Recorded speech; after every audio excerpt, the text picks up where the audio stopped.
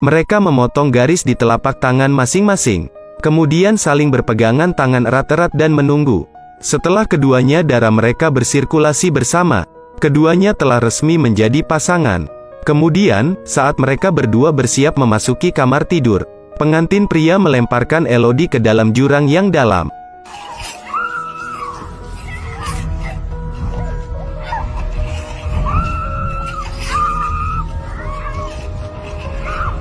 Untungnya ada zona penyangga tanaman merambat, jadi Elodie tidak mati. Setelah berdiri, Elodie dengan keras meminta bantuan.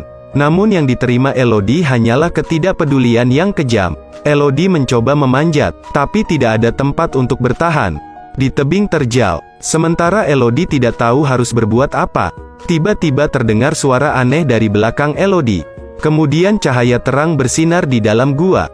Elodie ketakutan dan segera mengambil dahan pohon untuk melindungi dirinya. Kemudian hati-hati masuk ke dalam gua untuk memeriksanya.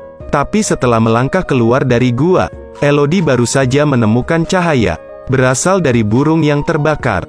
Gadis baik hati Elodie dengan cepat berjalan mendekat. Gunakan pasir untuk memadamkan api. Tapi burung itu tetap tidak selamat.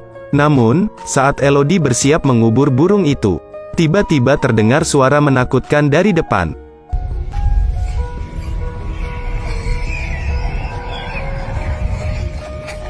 Hanya melihat sekawanan burung tertelan kobaran api. Mereka menerangi gua yang gelap dengan tubuh mereka. Pemandangan mengerikan itu membuat Elodie sangat terkejut. Elodie tidak tahu apa yang sedang terjadi. Sementara Elodie merasa skeptis. Lalu tiba-tiba terdengar suara gemuruh yang dalam dari belakang. Lalu ada angin sepoi-sepoi bertiup. Hal ini membuat Elodie takut sampai mati lemas. Berbalik, dia menyadari ada binatang raksasa di sini. Tanpa ragu, Elodie mengangkat kakinya dan lari. Tapi binatang raksasa itu memuntahkan aliran api yang ditujukan ke Elodie. Untungnya, Elodie berlari ke dalam gua dan melarikan diri. Namun salah satu kakinya masih terbakar oleh api yang panas. Rasa sakitnya menembus tulangnya, menyebabkan Elodie menjerit. "Apakah aku menyakitimu?"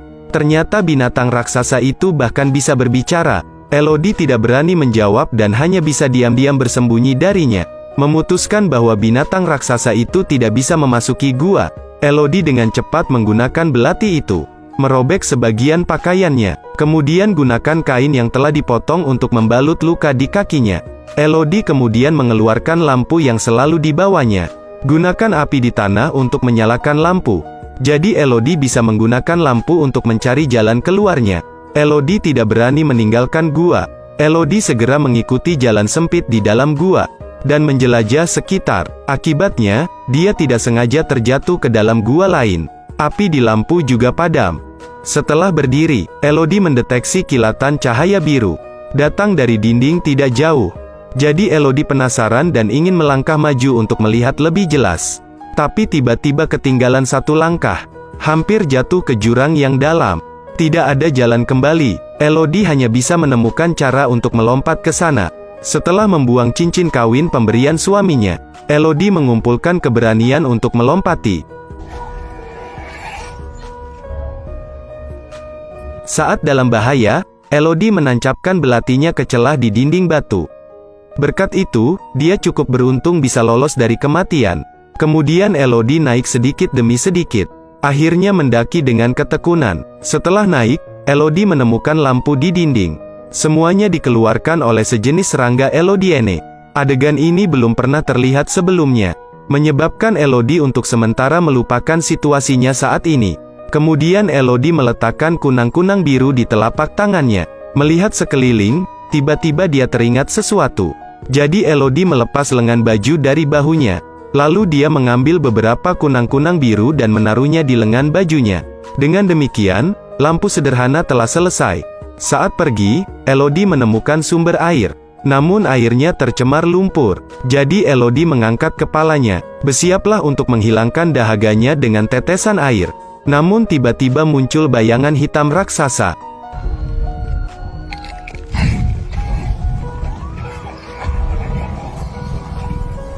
Untungnya, Elodie dengan cepat berlari ke dalam gua dan melarikan diri.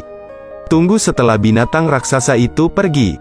Elodie menemukan di dinding gua terukir dengan nama pribadi. Ternyata Elodie sekarang sama seperti mereka dulu. Pada akhirnya mereka semua dibantai oleh binatang raksasa itu. Karena kelelahan, Elodie segera tertidur. Namun ketika dia bangun, kakinya dipenuhi kunang-kunang biru. Jadi Elodie melenyapkan setiap kunang-kunang dengan rasa jijik. Hasilnya, luka di kaki itu kembali sembuh. Karena curiga, Elodie menempelkan kunang-kunang biru pada lukanya. Di luar dugaan, kunang-kunang biru ternyata mempunyai kekuatan penyembuhan. Elodie meremehkan mereka. Elodie kemudian menemukan peta di dinding. Sepertinya seseorang melarikan diri ke sini sebelumnya. Hal ini memberi Elodie keyakinan bahwa dia bisa terus hidup. Lalu Elodie mengukir namanya di dinding. Kemudian ikuti peta untuk menemukan jalan keluar yang penuh dengan kristal tajam. Tapi tata letaknya penuh dengan kristal tajam. Bagaimana seharusnya Elodie memanjat? Elodie kemudian mengambil sebuah mahkota dari tanah. Robek sisa rok menjadi kain. Selanjutnya, Elodie mengikatkan potongan kain di sekitar lengan dan kakinya. Gunakan mahkota sebagai alat Elodie Yang untuk mulai mendaki. Elodie dengan hati-hati mengambil setiap langkah. Berhati-hatilah Jiak tak mau kehilangan nyawanya. Untungnya dengan keinginan yang kuat untuk bertahan hidup, Elodie berhasil mencapai puncak. Pintu keluarnya sangat dekat, menyebabkan Elodie segera melihat harapan. Tapi Elodie tidak menduga hal itu. Pintu keluarnya ada di tebing, menyebabkan Elodie jatuh dalam keputusasaan yang mendalam. Apakah Elodie bertekad mati di sini? Sementara Elodie tidak tahu harus berbuat apa. Lalu bayangan hitam raksasa terbang menuju Elodie. Baru pada saat itulah Elodie melihat dengan jelas. Binatang raksasa itu ternyata adalah seekor naga jahat. Sementara naga jahat bersiap membakar Elodie menjadi abu. Tiba-tiba terdengar suara seorang laki-laki dari kaki gunung. Naga jahat itu mendengar suara itu. Segera terbang untuk memeriksa. Elodie beruntung bisa lolos lagi. Dia mendengar bahwa ayahnya datang untuk menyelamatkannya. Elodie dengan cepat merangkak kembali ke tanah dari pintu keluar kristal yang tajam. Namun Elodie menemukan tempat misterius di tengah jalan. Di sini ditutupi dengan perhiasan emas. Dan ada juga tubuh 3 bayi naga. Membuat Elodie memikirkan sebuah legenda. Ternyata itu sudah terjadi bertahun-tahun yang lalu. Raja membawa prajuritnya ke gua ini. Secara tidak sengaja menemukan 3 bayi naga yang baru menetas. Maka Raja memerintahkan bawahannya untuk membunuh 3 bayi naga. Ini juga membuat sang naga sangat sedih. Naga itu tidak memilih untuk membunuh Raja. Sebaliknya, biarkan Raja mempersembahkan korban kepadanya dari waktu ke waktu. Dengan demikian, keturunan Raja harus selalu hidup dalam penderitaan. Untuk menghindari terputusnya garis keturunan bangsawan, keluarga kerajaan menemukan cara untuk menikah. Dengan cara ini, orang lain dapat digunakan untuk menggantikan keluarga kerajaan untuk melakukan pengorbanan. Tindakan ini telah dipertahankan selama bertahun-tahun, dan Elodie adalah salah satu korbannya. Elodie tidak menganggap legenda itu benar. Setelah memahami kebenarannya, Elodie segera pergi mencari ayahnya. Tapi ayah dan bawahannya dibunuh oleh naga jahat. Tidak ada waktu untuk bersedih. Elodie segera mengikuti tali itu dan bersiap untuk melarikan diri. Tapi suara itu masih mengagetkan sang naga.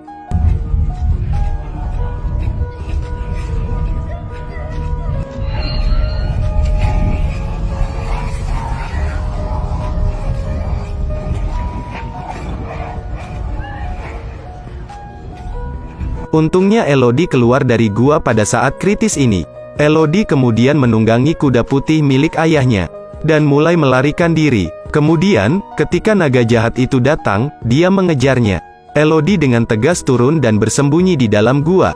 Tidak dapat menemukan Elodie si naga jahat yang sangat marah. Ia terus-menerus mengeluarkan api kemana-mana. Segera seluruh lembah berubah menjadi gunung berapi. Ratu melihat itu dan segera menyadari ada yang tidak beres. Jadi dia memimpin seseorang untuk menangkap saudara perempuan Elodie.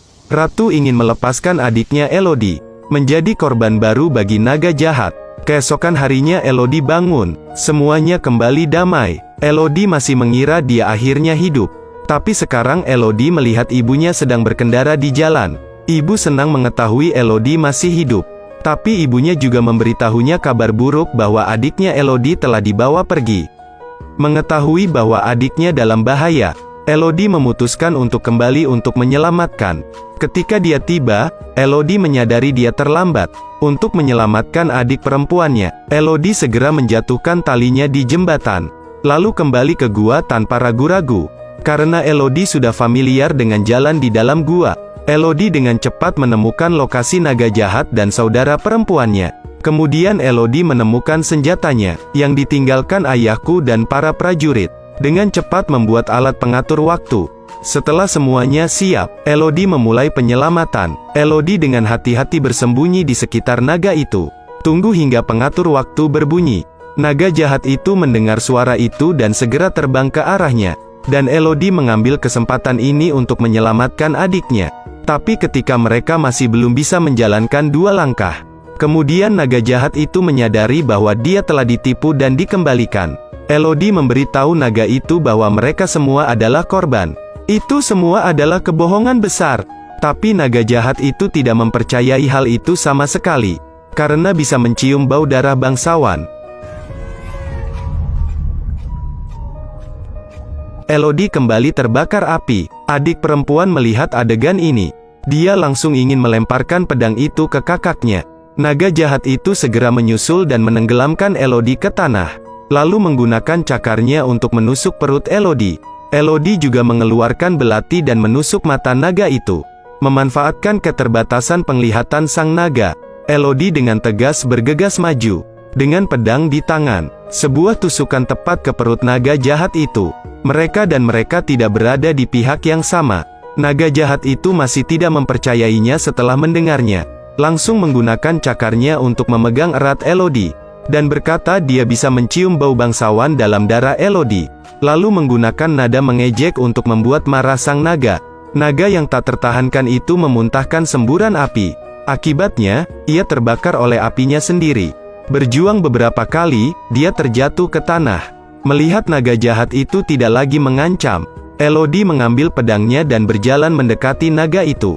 Elodie sekali lagi menjelaskan pada naga itu, Elodie bukan bangsawan. Itu semua adalah kebohongan besar. Selama bertahun-tahun naga jahat tidak bisa membedakan mana yang benar dan mana yang salah. Membunuh banyak gadis, ini tidak berbeda dengan keluarga kerajaan yang jahat. Setelah berbicara, Elodie mengangkat pedangnya dan menusukkannya ke bawah. Tapi Elodie tidak membunuh naga itu, malah membawa kunang-kunang biru untuk menyembuhkan naga tersebut. Keesokan harinya, sang pangeran baru saja menggelar pernikahan. Elodie tiba-tiba muncul dan mengganggu pernikahannya. Elodie meminta sang mempelai wanita segera berangkat bersama keluarganya, karena selanjutnya akan terjadi pertempuran besar. Setelah berbicara, Elodie segera memberi kesempatan kepada yang lain untuk melarikan diri. Tapi semua bangsawan ada di sini, tidak bergerak. Saat ini naga jahat turun dari langit. Melihat Elodie pergi, naga itu dengan tegas meniupkan api panas. Api langsung menghanguskannya. Keluarga kerajaan menjadi abu. Seluruh kastil juga dilalap api. Sang naga akhirnya menganggap Elodie sebagai sahabatnya. Mereka terikat bersama, memutuskan untuk membuka kerajaan baru.